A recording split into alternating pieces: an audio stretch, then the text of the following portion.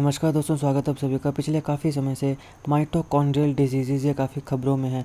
तो आज इस वीडियो में हम इससे रिलेटेड सारे इंपॉर्टेंट फैक्ट्स को देखेंगे, इनके कोजेज़ क्या होते हैं, सिम्टम्स क्या होते हैं, ट्रीटमेंट कैसे होती है और सबसे इंपॉर्टेंट माइटोकॉन्ड्रिया होता क्या है। सारी चीज़ों को हम विस्तार से देखने वाले हैं। ये आपके पास यहाँ पे एक सेल है, सेल के अंदर ये जो है यहाँ पे आपको दिख रहा है, इसको हम बोलते हैं माइटोकॉन्ड्रिया। तो इन डेप्थ हम इस टॉपिक को कवर करने वाले हैं। इस वीडियो को अंत तक देखिएगा। चैनल पर नहीं हो तो सब्सक्राइब अवश्य करिएगा। पॉलिटिक्स में जीके की तरफ एनवायरमेंट इंक्लूड होगी, तो वीडियो के लिए एक भी हमारी प्लेलिस्ट को जरूर चेक करिएगा।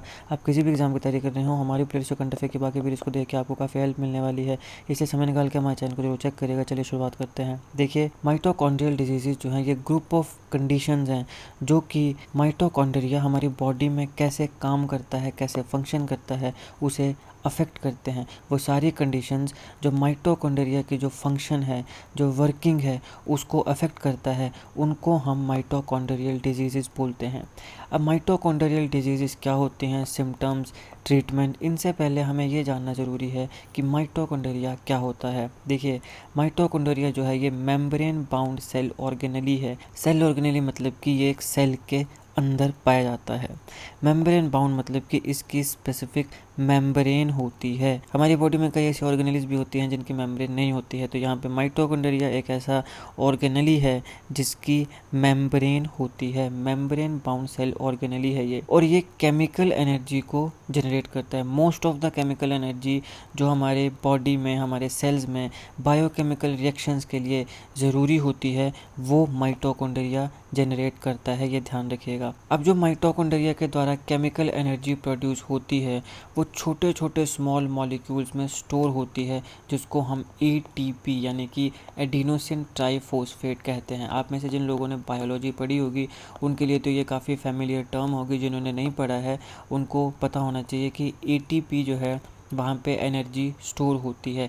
इसकी फुल फॉर्म होती है एडिनोसिन ट्राइफॉस्फेट। तो माइटोकॉन्ड्रिया में जितनी भी केमिकल एनर्जी प्रोड्यूस होगी वो छोटे छोटे मॉलिक्यूल्स में स्टोर होती है, जिसको हम बोलते हैं एटीपी, एडिनोसिन ट्राइफॉस्फेट। जब भी एनर्जी की ज़रूरत होती है तो एटीपी जो है वो कन्वर्ट हो जाता है एडीपी में, यानी एडिनोसिन डाइफॉस्फेट। ये है ट्राइफॉस्फेट और ये एक फॉस्फेट दे देता है।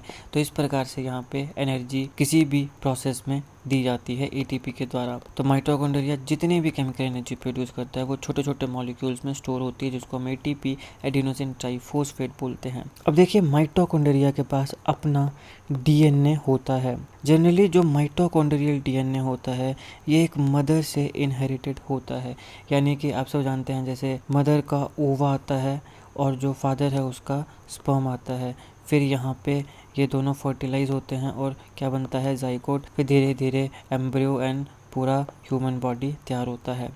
तो यहाँ पे जो माइटोकॉन्ड्रिया के अंदर डीएनए है वो कहाँ से आएगा, वो मदर से आएगा। जनरली माइटोकॉन्ड्रियल डीएनए जो है वो मदर से इनहेरिटेड होता है। अब यहाँ पे जब माइटोकॉन्ड्रिया डिफेक्टिव हो जाए तो सेल्स को ऊर्जा, एनर्जी, जितनी एनर्जी चाहिए उतनी नहीं मिल पाती है, क्योंकि एनर्जी कौन दे रहा है, एनर्जी माइटोकॉन्ड्रिया दे रहा है। जितनी भी केमिकल एनर्जी ये प्रोड्यूस कर रहा है वो एटीपी में स्टोर हो जा रही है। लेकिन अगर माइटोकॉन्ड्रिया डिफेक्टिव है तो यहाँ पे एनर्जी की कमी हो जाएगी, तो सेल्स को जितनी एनर्जी की ज़रूरत है वो उनको नहीं मिल पाएगी। तो इसकी वजह से ऐसा बहुत सा ऑक्सीजन है जो अनयूज्ड रह जाता है, अनयूज्ड ऑक्सीजन हो जाएगा। फिर जो फ्यूल मॉलिक्यूल्स हैं, जैसे मैंने बताया शुगर एंड ऑल, इनको भी अच्छे से सेल यूटिलाइज नहीं कर पाएगा, तो ये बिल्डअप होते जाएंगे सेल्स में, ये बिल्डअप होते जाएंगे और ये डैमेज कॉज कर सकते हैं। जो भी चीज़ आ रही है उसका यूटिलाइजेशन हो जाना चाहिए। अगर यूटिलाइजेशन नहीं हो रहा है, जैसे ऑक्सीजन है या फ्यूल मॉलिक्यूल्स हैं, शुगर एंड ऑल, उनकी यूटिलाइजेशन सेल नहीं कर पा रहा है, क्योंकि सेल को जितनी एनर्जी चाहिए वो एनर्जी सेल को नहीं मिल पा रही है। उसकी वजह से ये बिल्डअप होते जाएंगे सेल्स में और ये डैमेज कॉज कर सकते हैं। तो माइटोकॉन्ड्रियल डिजीज़ जो होती हैं वो हमारी बॉडी के लगभग सारे के सारे पार्ट्स को अफेक्ट करती हैं। आपके ब्रेन को, नर्व्स को, मसल्स को, kidney, heart, liver, eyes, ears, pancreas, लगभग आपकी बॉडी के सारे पार्ट्स को ये अफेक्ट करती है, जो माइटोकॉन्ड्रियल डिजीज़ होती हैं। अब हम बात करते हैं कि इसके कोजेज़ क्या हैं। देखिए, सबसे इम्पॉर्टेंट होता है जेनेटिक म्यूटेशन। आपके बॉडी में जीन्स होते हैं, कई बार जीन्स में म्यूटेशन हो जाती है। म्यूटेशन का लिटरली जो लेमैन लैंग्वेज में मतलब होता है म्यूटेशन अपने आप में एक बहुत बड़ा टॉपिक है, लेकिन लेमैन लैंग्वेज में म्यूटेशन का मतलब होता है कुछ चेंजेस हो जाते हैं, कुछ बदलाव हो जाते हैं। तो आपके जीन्स में जब म्यूटेशन हो जाती है वो प्राइमरी कॉज होता है माइटोकॉन्ड्रियल डिजीज़ का। ये जो टर्म है म्यूटेशन, ये आपने कोविड के समय भी काफ़ी ज़्यादा सुनी होगी, क्योंकि कोविड भी जब सार्स कोव इस वायरस में म्यूटेशन आई तो उसकी वजह से कोविड आया, तो उसकी वजह से कोरोना वायरस आया। और इवन जो कोरोना वायरस आया उसमें भी कई ज़्यादा म्यूटेशन आई, तो इसकी वजह से काफ़ी अलग अलग हमने कोविड के वेरिएंट्स देखे हैं।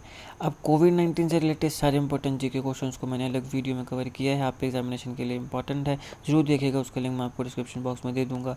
कोविड की बीमारी से लेके तो अलग अलग गवर्नमेंट्स ने, अलग अलग कंट्रीज़ ने क्या किया, फिर जो वैक्सीनेशन हुई, सारी चीज़ों को मैंने उसमें एमसीक्यूज़ के माध्यम से कवर किया है। एक बार ज़रूर देखिएगा, लिंक मैं डिस्क्रिप्शन बॉक्स में दे दूंगा। तो जो प्राइमरी कॉज माना जाता है माइटोकॉन्ड्रियल डिजीज़ का, उसको क्या माना जाता है? जेनेटिक म्यूटेशंस माना जाता है। अभी ये इस प्रकार के जो जेनेटिक म्यूटेशंस हैं जो माइटोकॉन्ड्रियल डिजीज़ कर सकती हैं, ये मुख्यतः 20 की उम्र से पहले ही हो जाती हैं, और ये इन्फेंट्स में, जो छोटे छोटे बच्चे होते हैं, उनमें काफ़ी ज़्यादा कॉमन होती हैं। माइटोकॉन्ड्रियल डिसफंक्शन का मतलब ये हुआ कि माइटोकॉन्ड्रिया अच्छे से अपना काम नहीं कर पा रहा है, इसी वजह से तो वो एनर्जी को जितनी ज़रूरत है उतना प्रोड्यूस नहीं कर पा रहा है। तो ये माइटोकॉन्ड्रियल डिसफंक्शन जो है ये तब भी हो सकता है जब माइटोकॉन्ड्रिया अच्छे से अपना काम ना करे, और इसका कारण कोई और बीमारी है और कोई कंडीशन भी हो सकती है। ऐसी कोई बीमारी भी हो सकती है जिसकी वजह से माइटोकॉन्ड्रिया अच्छे से अपना काम नहीं कर पा रहा है, तो माइटोकॉन्ड्रियल डिसफंक्शनिंग यहाँ पे देखने को मिल रही है। तो इस प्रकार की जो माइटोकॉन्ड्रियल डिसफंक्शनिंग है जो कि किसी और बीमारी की वजह से हो रही है, उनको हम सेकेंडरी माइटोकॉन्ड्रियल डिजीज़ बोलते हैं।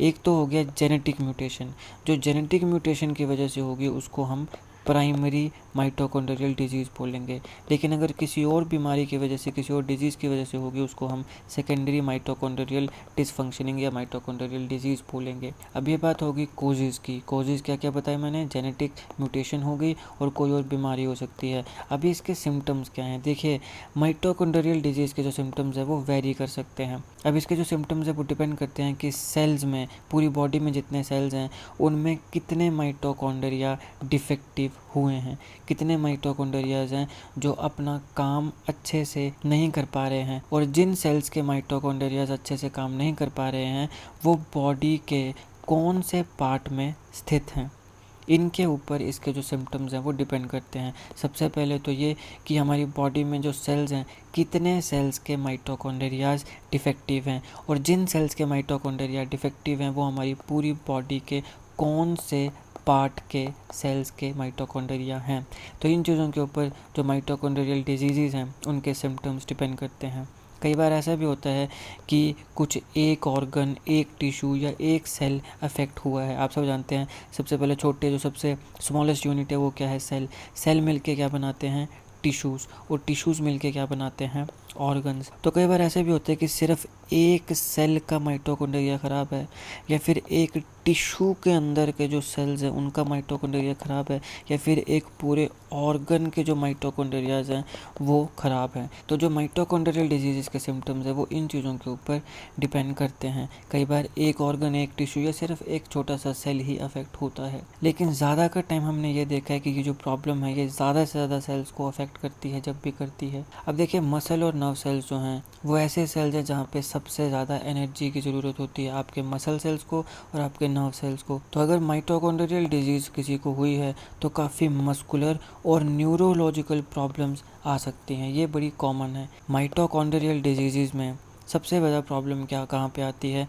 ऐसे मसल्स में जहाँ पे एनर्जी की बहुत ज़्यादा नीड है। कौन कौन से सेल्स में सबसे ज़्यादा नीड होती है? मसल्स, क्योंकि आप देखो इतना काम करते हो, और नर्व सेल्स, क्योंकि नर्व सेल जो हैं वो चलते रहते हैं आपकी बॉडी के अंदर, है ना। जैसे मान लो कि आपके हाथ में किसी ने पिंच कर दिया तो आपके दिमाग तक पहुंचाने वाला कौन है? नर्व सेल तो हैं। तो आप सोचो नर्व सेल्स कितना काम कर रहे हैं। तो मसल और नर्व सेल्स, इनको काफ़ी एनर्जी की ज़रूरत होती है। तो अगर कहीं पर माइटोकॉन्ड्रियल डिजीज़ है तो वहाँ पे मस्कुलर और न्यूरोलॉजिकल प्रॉब्लम प्रॉब्लम्स जो हैं वो काफ़ी कॉमन देखने को मिलती हैं। इनकी ट्रीटमेंट क्या है? देखिए, इस बीमारी का माइटोकॉन्ड्रियल डिजीज़ का कोई भी ट्रीटमेंट नहीं है। जो भी ट्रीटमेंट अवेलेबल है वो सिम्टम्स को या फिर जो बीमारी है उसको स्लो डाउन कर सकती है। जैसे मान लो मसल्स में पेन हो रही है, कोई दवाई दी, ट्रीटमेंट दी और मसल्स की पेन कम हो गई। अगर कोई न्यूरोलॉजिकल डिसऑर्डर निकल के आता है, दवाइयों से उसको कम कर दिया गया। मगर माइटोकॉन्ड्रियल डिजीज़ की इटसेल्फ इस बीमारी का कोई ट्रीटमेंट अभी तक नहीं है। ट्रीटमेंट की मदद से इनके सिम्टम्स और जो बीमारी है उसको स्लो डाउन किया जा सकता है। यहाँ पे फिज़िकल थेरेपी आती है, कुछ इंपॉर्टेंट वाइटामिन्स आती हैं, सप्लीमेंट्स आते हैं, स्पेशल डाइट्स आती हैं और कुछ मेडिसिन आती हैं। इनकी मदद से ट्रीटमेंट की जा सकती है। ट्रीटमेंट का मतलब है कि सिम्टम्स और जो डिज़ीज़ है उसको स्लो डाउन किया जा सकता है, लेकिन इसका कोई क्योर अभी तक नहीं है। तो ये थे दोस्तों माइटोकॉन्ड्रियल डिजीज़ से रिलेटेड सारे इंपॉर्टेंट फैक्ट्स को हमने देख लिया जो आपके एग्जामिनेशन के लिए ज़रूरी है। बाकी अगर कथा ही सुनानी हो तो कथा तो बहुत लंबी सुनाई जा सकती है, लेकिन सबसे इंपॉर्टेंट जो आपके एग्जामिनेशन के लिए है करंट अफेयर पर्सपेक्टिव से या साइंस के पर्सपेक्टिव से, वो सारी चीज़ हमने यहाँ कवर कर ली हैं। अगर आपको वीडियो अच्छी लगी तो लाइक करिएगा, शेयर करिएगा। कोविड से रिलेटेड जितने इंपॉर्टेंट क्वेश्चन हैं उनको मैंने अलग वीडियो में कवर किया, पहले बताया मैंने आपको, उसको जरूर देखिएगा, लिंक उसका डिस्क्रिप्शन बॉक्स में मिल जाएगा। GK current affair, GK tricks ऐसी वीडियोज़ के लिए हमारे चैनल को सब्सक्राइब करिएगा, बेल आइकन को जरूर दबा दीजिएगा ताकि किसी भी वीडियो की नोटिफिकेशन आपसे मिस ना हो। आपका बहुत बहुत धन्यवाद।